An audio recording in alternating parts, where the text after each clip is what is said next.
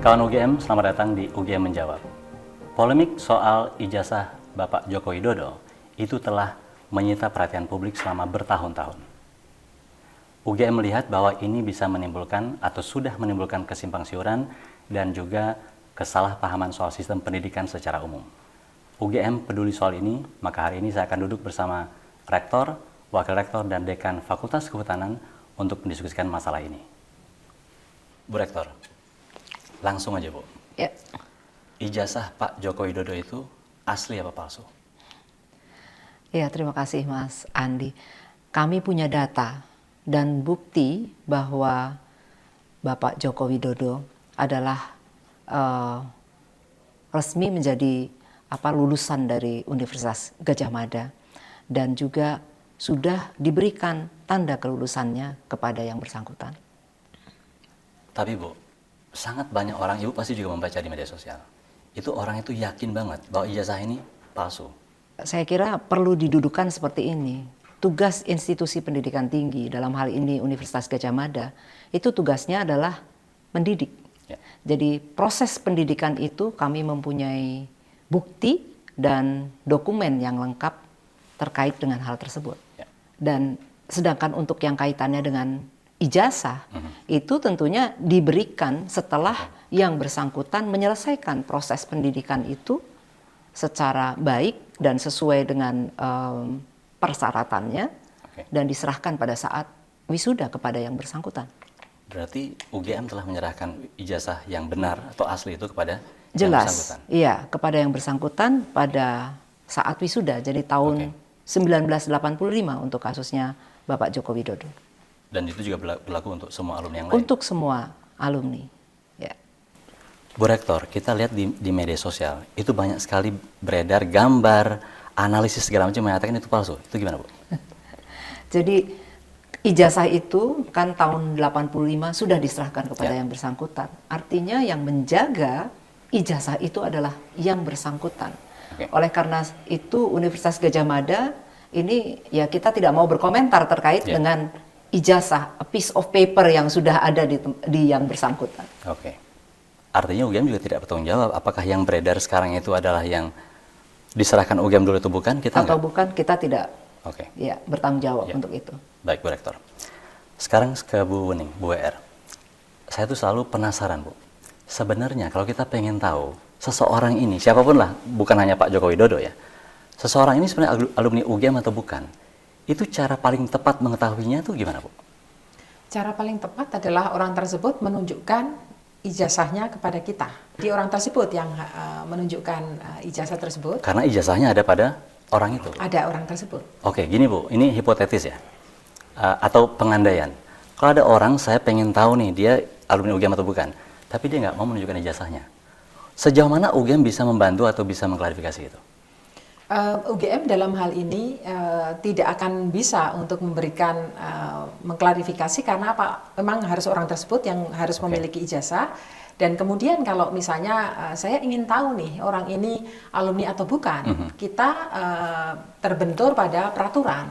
Kita tidak bisa menunjukkan data pribadi kepada orang yang itu tidak relevan dengan mereka yang memiliki ijazah tersebut. Baik, tapi artinya Bu Wuning, UGM sebenarnya kan bisa ngecek kan ya, bahwa orang itu ada datanya apa tidak, tapi tidak dibolehkan menyampaikan informasi itu kepada orang yang tidak berwenang. Betul begitu maksudnya? Betul, iya. Oke. Ini pengandaian lagi nih Bu nih. Kalau seandainya yang meminta punya kewenangan, katakan negara meminta gitu ya. Nah itu kami akan memberikan, karena itu adalah lembaga yang berwenang. Yang akan memiliki otoritas untuk bertanya kepada institusi pendidikan misalnya, ada satu hal tertentu yang harus kami tunjukkan, maka kami akan menunjukkan. Oke, masih kepada Bu Wuning nih. Ini agak sedikit lucu tapi menggemaskan menurut saya Bu ya. Banyak orang bilang Bu, ijazah Pak Joko Widodo itu palsu dan dibuat di sebuah percetakan di mana lah gitu, mungkin Jalan Pramuka kalau saya pernah baca. Komentar Ibu gimana? Sebetulnya sederhana ya cara logika berpikirnya. Sebagai contoh nih, misalnya ada sebuah perguruan tinggi ternama misalnya ya di Inggris atau di Amerika, gitu. Sebutlah Oxford misalnya. Terus kemudian ada seseorang itu yang memalsukan ijazah Oxford. Oke. Dan kemudian dipakai oleh dia dan Oke. kemudian orang percaya bahwa Oke. itu palsu. Itu kan tidak ada hubungannya dengan Oxford Oke. misalnya. Ini sebagai pengandiannya. Pengandian. Oke, dalam hal ini misalnya, jika itu memang, saya tidak berani mengatakan itu benar, tapi kan beritanya begitu, Bu. UGM kan dirugikan sebenarnya. Karena orang mengatakan, ijazah UGM itu gampang, cetak aja di Jalan Pramuka. Apakah UGM tidak bertanggung jawab terhadap itu? Atau apa langkah UGM? Atau ada langkah yang harus dilakukan oleh UGM? Atau memang UGM harus diam saja? Misalnya terbukti Oke. bahwa seseorang itu melakukan pemalsuan dan itu mengatasnamakan UGM, ya UGM akan bergerak dari sisi hukum, Ya. laporkan dan lain sebagainya. Berarti clear begitu ya? Seperti Artinya apakah betul ini dugaan saya berarti? Memang tidak pernah ada yang melaporkan secara resmi bahwa ijazah UGM pernah dipalsukan di Jalan Pramuka? Tidak ada. Tidak ada laporan itu? Oke. Dari Bu WR, saya akan ke Pak Dekan. Pak Dekan, Bapak Joko Widodo itu masuk tahun berapa? Dan apa buktinya beliau memang pernah masuk ke kehutanan, Pak? Baik, terima kasih. Jadi Bapak Joko Widodo itu bisa dikatakan masuk pertama kali ke UGM itu setelah mengikuti serangkaian tes, kemudian diumumkan, Perintis, ya, Proyek Perintis 1 Ya. itu diumumkan pada tanggal 18 Juli 1980. Itu baru pengumumannya saja. Oke. Jadi kalau kita ditanya kapan masuknya, tentu setelah registrasi. Oke. Nah, registrasi itu dilakukan pada tanggal 28 Juli 1980. Oke. Ya, jadi bisa dikatakan bahwa masuknya tercatat resmi di UGM itu adalah 28 Juli 1980. Oke. Ini saya mewakili netizen itu, Pak. Ya. Buktinya apa? Kalau Pak ditanya gitu gimana? Ya, ada. Jadi kita memiliki bukti Oke. form izin registrasi untuk pertama kali. Jadi Oke. di UGM itu pertama kali ada registrasi, kemudian nanti di semester 5 itu ada namanya registrasi. Ya. Oke. Dan Jadi itu ada semua itu semua ada. dua-duanya ada di Fakultas Kehutanan. Tunjukkan dong, Pak. Nah, mohon maaf, sekarang posisinya kita serahkan ke kepolisian, jadi kami tidak bisa menunjukkan itu. Saya menganggapnya itu sebagai data pribadi. Oke, baik. Berarti ada 2 poin ini. Ya, Satu itu mungkin data pribadi, jadi kita harus Iya, hati-hati. iya. Kedua, memang faktanya sedang ada di Proses kepolisian. Proses kepolisian. Ya. Oke, baik. Bu Rektor, ada yang mau disampaikan soal itu tadi? Tambahkan? Iya, sebetulnya tadi yang disampaikan Pak Dekan, semua data kita sudah miliki, dokumen tersebut juga sudah rapi kita kumpulkan dan sekarang ini memang sudah ada di tangan kepolisian karena adanya proses legal yang berkembang. Lagi-lagi nih Bu, ini kan kita dari tadi bicara soal privasi segala macam. Ini sama menegaskan sekali lagi Bu. Kalau memang kita nggak bisa nih kan tunjukkan data-data itu alasannya apa sih? Kenapa kita tidak menunjukkan? Apakah kita menyembunyikan sesuatu atau kita membela sesuatu? Kalau tidak menunjukkan, kenapa kita tidak tunjukkan itu? Ada aturan Undang-Undang Keterbukaan Informasi Publik yang harus kita patuhi juga. Oke. Jadi sebagai institusi yang melayani masyarakat, tentunya kita memegang dokumen-dokumen pribadi orang-orang yang bersangkutan. Nah, Undang-Undang KIP ini melindungi supaya kita tidak mengobrol semua dokumen yang memang bukan menjadi ranah publik. Tadi seperti yang disampaikan oleh Bu WR misalnya tentang ijazah. Ijazah itu juga merupakan dokumen pribadi. Jadi bukan ranahnya institusi untuk menunjukkan kepada publik. Jadi dengan kata lain Bu, begitu ijazah itu dipegang oleh orangnya, maka hanya orang itu saja yang berhak untuk Persis. menunjukkan bukti. Persis. Betul ya? Baik, terima kasih Bu Rektor. Saya kembali ke Pak Sigit sebagai dekan. Pak, ini pertanyaan ringan saja. Ya. Bapak angkatan berapa, Pak? Angkatan 1990. Oke, berarti Bapak adik kelasnya Bapak Joko Widodo ya? Kalau sebagai mahasiswa tidak pernah bertemu. Tidak pernah bertemu. Tetapi setelah khususnya saya menjadi dosen, saya membawa mahasiswa-mahasiswa itu untuk mengunjungi pabrik-pabrik yang dimiliki oleh Pak Jokowi. Pak Dekan, ada satu polemik yang nggak selesai-selesai. Soal pembimbing, Pak. Ya. Itu banyak sekali spekulasi, saya pengen dengar dari Bapak sekarang. Ya. Jadi pembimbing akademik Oke. itu adalah Bapak Insinyur Kasmujo. waktu itu masih Insinyur Kasmujo. Selanjutnya bersekolah lagi jadi Insinyur Kasmujo MS sekarang sampai pensiun begitu. Oke.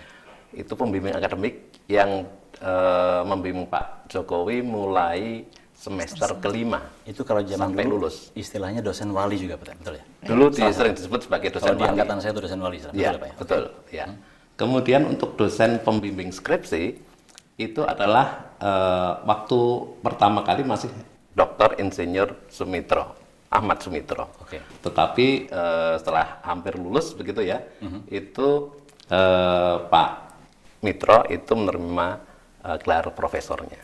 Oke. Jadi Jadi ini memang ada dua orang yang berbeda, Pak. Satunya pembimbing akademik, yaitu Pak Kasmojo. ya, Dan satunya pembimbing skripsi Pak Ahmad Sumitro. Ya. Ahmad Sumitro. Ya. Oke. Ada satu nih Pak Ya. yang lebih serius lagi nih masalahnya. Lebih lucu tapi lebih serius gitu ya. Orang mempersoalkan Sumitro itu pernah ditulis pakai Sumitro pakai U atau Sumitro pakai OE. Ya. Penjelasan Bapak gimana Pak? Ya, itu sesuatu yang biasa ya pada waktu itu, khususnya berkaitan dengan ejaan bahasa Indonesia ada su dan soe begitu ya. Tapi untuk kasus Pak Ahmad Sumitro ini, saya mendapatkan dua-duanya, ya, mendapatkan dua-duanya. Jadi beliau itu mendapatkan SK Menteri untuk pengangkatan sebagai dekan waktu itu pada periode sebelum Pak Jokowi masuk. Oke. Itu SK-nya jelas di situ tertulis Ahmad Sumitro, Pakai OE. pakai OE. Oke. Ya. Setelah itu kemudian berubah menjadi Ahmad Sumitro, Pakai U. pakai U. Sehingga apa? Saya lihat di beberapa dokumen baik itu Ahmad Sumitro maupun Ahmad Sumitro, beliau ini berkenan untuk menandatangani. Jadi ini sebetulnya hanya satu orang, bukan dua orang. Satunya Ahmad Sumitro, satunya Ahmad Sumitro. Ini dua-duanya meracu pada atau merefer pada satu orang. Dan itulah dua-duanya dokumen resmi ya Pak ya? Dua-duanya dokumen resmi. Berarti kesimpulannya beliau tidak keberatan dengan itu. Ya. Kira-kira begitu ya? Betul. Oke.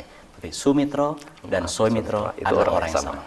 Pak Dekan, masih tentang skripsi Pak nih. Ya, ini siap. yang paling banyak diulik nih. Ya. Di lembar pengesahannya Pak, Iya. itu nggak ada tanggalnya. Gimana tuh Pak Dekan menjelaskan itu? Ya, baik. Jadi sebagai sebuah karya ilmiah begitu ya, yang dilakukan oleh mahasiswa dan itu disusun pada awal-awal semester, kemudian butuh waktu beberapa saat, kemudian setelah itu diuji, ya, diuji di depan dosen penguji. Ada berita acaranya dan lain sebagainya. Kemudian biasanya mahasiswa itu akan melakukan proses revisi terhadap draft yang awalnya disampaikan untuk ujian pendadaran, kalau kami menyebutnya seperti itu. Nah, setelah ujian pendadaran ada banyak revisi yang perlu dilakukan, kemudian dicetak kembali. Siap. Ya, kemudian dijilid, termasuk kalau zaman segitu kan isinya kontennya itu masih berupa ketikan manual. Nah, untuk mempercantik itu biasanya mereka membuat cover tebal, kemudian halaman judul, kemudian halaman pengesahan itu dicetak di percetakan. Kemudian ada lembar pengesahan yang luput barangkali ya, lupa waktu itu untuk memberikan tanggalnya. Ya, itu hal yang saya pikir wajar ya. Karena ketergesa-gesaan atau alasan yang lain itu jadi luput untuk itu. Tetapi hal yang penting ya sebetulnya adalah justru ada pada berita acara ujian. Kalau di skripsi itu nggak ada nilainya. Tapi kalau di berita acara pendadaran itu ada nilainya. Nilai skripsi ini seperti ini. Nah, nanti setelah itu direvisi. Kalau sudah selesai, kemudian diserahkan kembali kepada untuk mendapatkan persetujuan. Itu yang betul seperti itu. Cuma karena keterbatasan waktu barangkali atau mungkin beberapa hal luput itu akhirnya lupa. Tidak dibuat tanggalnya gitu ya? Tanggalnya itu. Tapi itu membatalkan nggak itu Pak? Tidak. Kenapa? Karena memang seperti saya sampaikan tadi, justru berita acara yang ada nilainya itu yang dipakai sebagai pedoman untuk diambil sebagai nanti pada saat yudisium itu dimasukkan sebagai nilai skripsi atau problema khusus atau mungkin sebagian fakultas menyatakan itu sebagai tesis. Oh, saya nyambung ke situ Pak, nih, Pak. Oh, iya, Karena siap. ada juga masalah itu. Ya. Ada yang mengatakan tesis, ada yang skripsi. Iya. Kalau di zaman sekarang kita lihat Pak, Iya. namanya S1 ya skripsi. Betul. Kalau tesis itu S2. Betul. Penjelasannya Pak. Begini, pada saat itu kalau kita merefer pada dokumen yang kita miliki yaitu panduan, semacam panduan akademik gitu ya. Panduan akademik S1 itu saya lihat di daftar mata kuliah itu di bagian akhir itu malah menyebutkan sebagai problema kehutanan garis miring tesis. Oh, Tidak skripsi. tidak skripsi. Ya. Di panduannya ada itu Pak. Di panduannya itu waktu itu Oke. sebetulnya seperti itu. Ada perkembangan aturan dan lain sebagainya bahwa karya untuk untuk sarjana itu namanya skripsi, maka ikut merubah menjadi skripsinya. Tetapi barangkali ada beberapa orang yang masih menganggap bahwa tesis itu merupakan sebenarnya hal yang sama, tapi dia memilih tesis begitu. Oke, artinya selain Pak Jokowi ini, Ya. Pak Jokowi. Kalau Pak Jokowi skripsi, sudah Pak skripsi. oke. Ya, Kalau siap. ada angkatan Pak Jokowi yang masih pakai tesis. Tapi kalau untuk Pak Jokowi sendiri skripsi saya lihat. Baik. Baik, terima kasih Pak Dekan. Iya. Saya ke Bu Uning aja sekarang. Masih tentang gelar atau tentang Pak Sumitro. Iya. Bu Uning, ada yang mengatakan bahwa Pak Sumitro itu menggunakan gelar atau menulis gelarnya itu sebelum pengukuhan.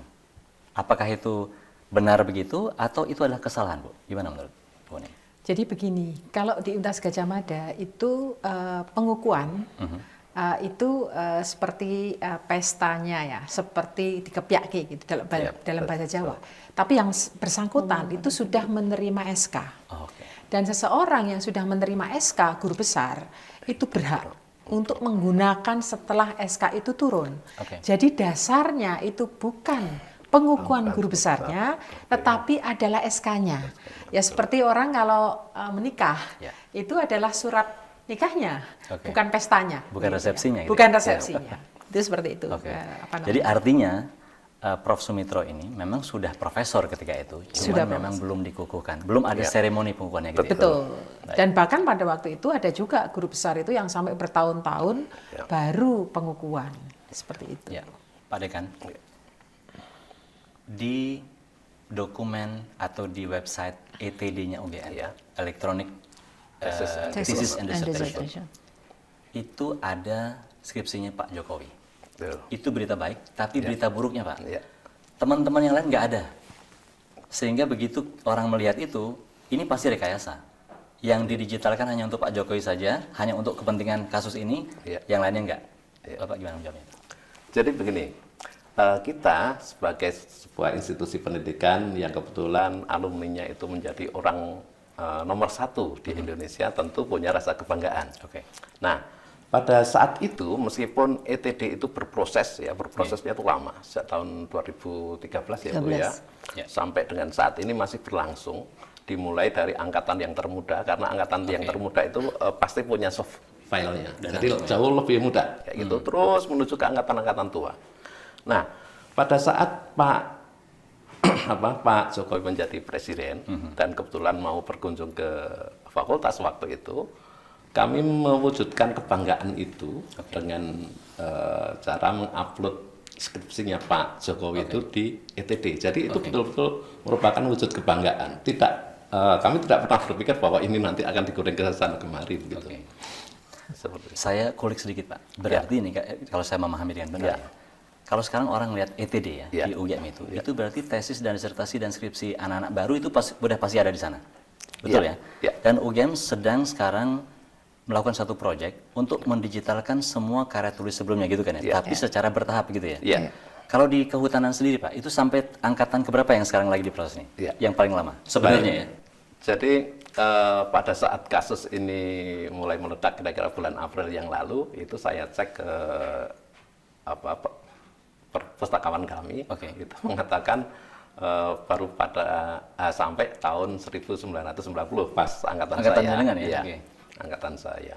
Oke, artinya semua alumni angkatan 90 sampai sekarang ke sini itu artinya sudah ada di ETD-nya. Ada. Nah, sementara skripsinya Pak Joko Widodo itu Duluan. khusus ya, Ya, karena khusus. memang alasannya yang Pak Dekan tadi sampaikan. Betul. Ya. Oke.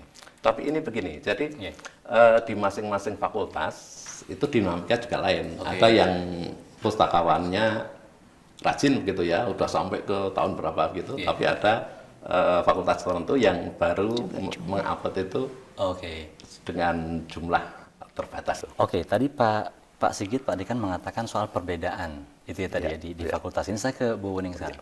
Bu, dari tadi saya melihat bahwa seakan-akan memang ada kesan aturan-aturan tertentu itu berlaku di sebuah fakultas belum tentu di fakultas lain.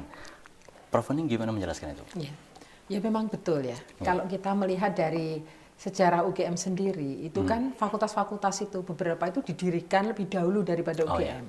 Jadi mereka juga sudah memiliki sistem yang established dan berlangsung menjadi tradisi di Ya, fakultas-fakultas tersebut.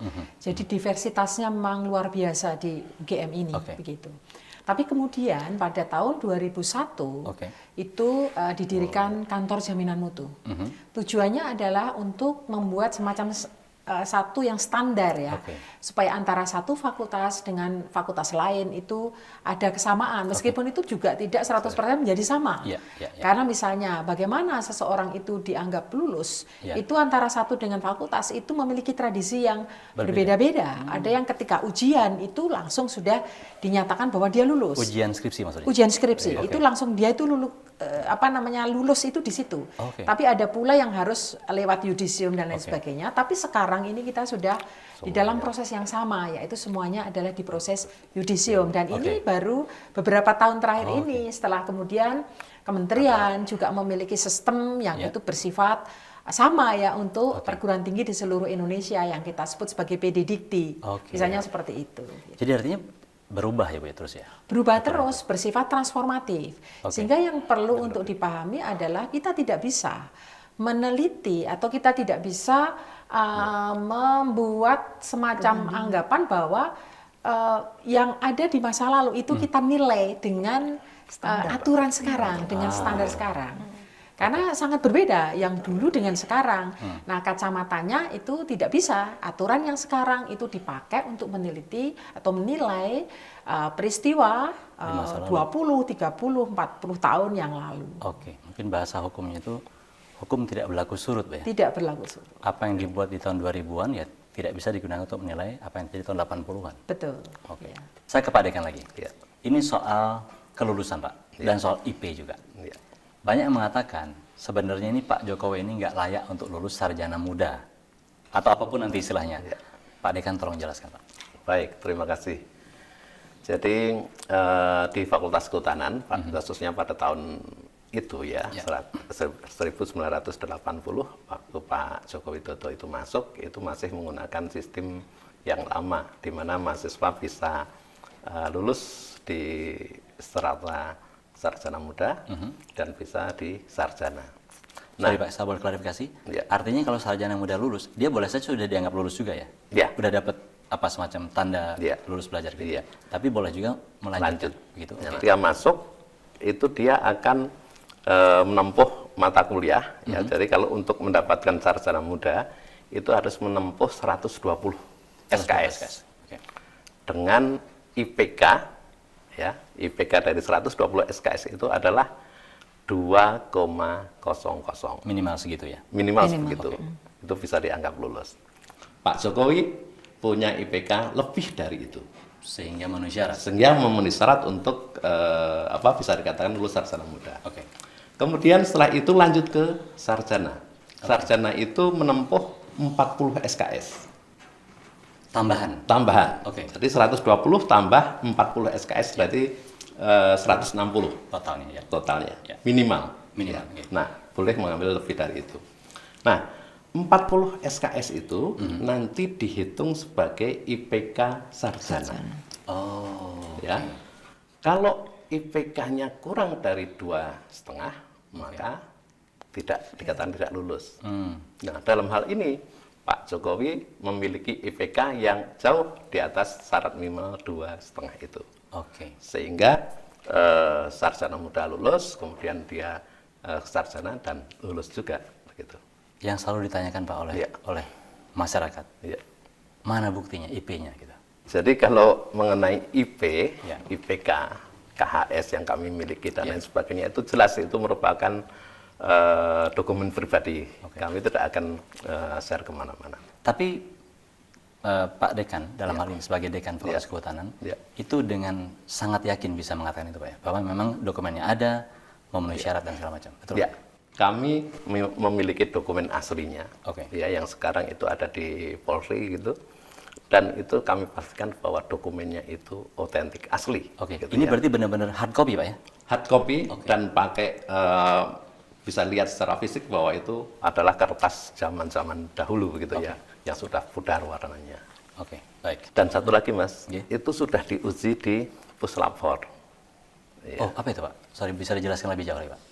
Karena pada saat awal dulu, waktu pelaporan TPUA ke Bareskrim sejak gonjang-ganjing inilah gitu ya? Ya, Bareskrim menerjunkan tim Puslap 4, tim Pusat Laboratorium Forensik itu, ya, untuk mengecek dokumen-dokumen, keaslian dokumen-dokumen, mulai dari tintanya, kertasnya, dan lain sebagainya itu, dan dinyatakan bahwa itu memang otentik asli. Baik. Pak, ini poin berikutnya Pak. Tentang KKN. UGM kan KKN itu wajib. Pak Joko Widodo KKN nggak Pak?